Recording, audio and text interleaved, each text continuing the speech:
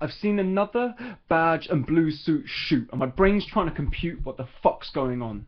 Long ago, I was told that killing was wrong, and that we shouldn't try to string along the idea that there is any justification for killing so blatant to be found. But the public execution of many without any sign of retribution seems like killing is allowed, and I wouldn't feel proud to be an American right now, knowing that my boys in blue have a hatred for people who have played at life again and again and still lose. I couldn't stand by while cruiser tires skid on Skid Row and leave behind more than just rubber. They leave behind the blubber of many and the blood of just one. They leave the DNA of a man who was attacked by 4 strangers. He was beaten, then tasered. He reached out for protection and was shot in detention. And the man will die in vain, because who cares if I can't breathe? The pigs will forever rule our streets, with a carte blanche handed down from a hierarchy to create state-sanctioned anarchy in our society.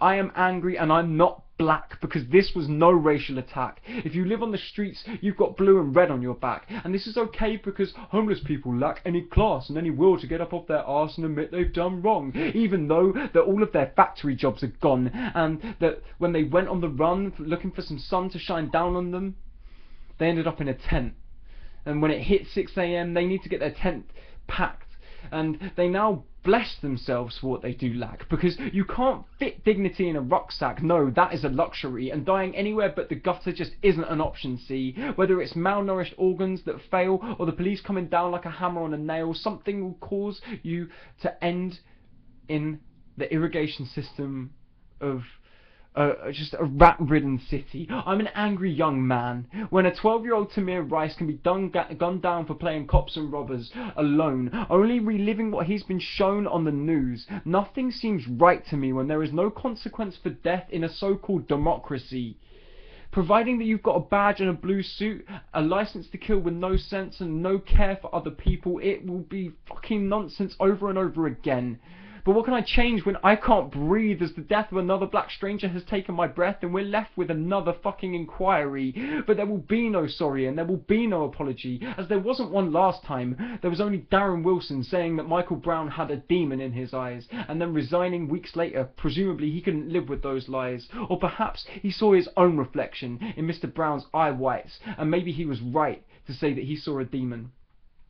As a man, I am just saddened when any killing has happened, but when your newsfeed is stuck on repeat, the hatred seeps and causes me to seethe. And these things that I have now seen can't be behind me, they are a part of me. Police are the reason that I would own a gun in LA or NY or MO or any other backward racist state that has shown a disregard for its constituency by a failure in consistency in regards to protection.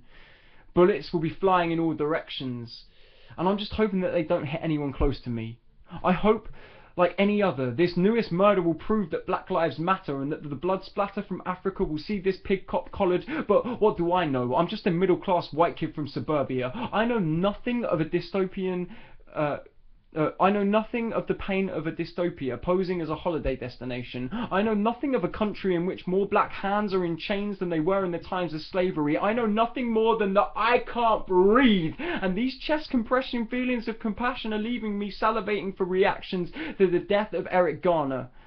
And I suck on loose cigarettes as I try to see if his killer has any regrets.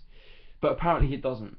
Daniel Pantalino is still one of the dugout's finest as he sits behind the desk, and I wonder if he still wears that t-shirt, the one that he killed Eric in that day, or whether he burnt that when he sent a beautiful, innocent man to his grave.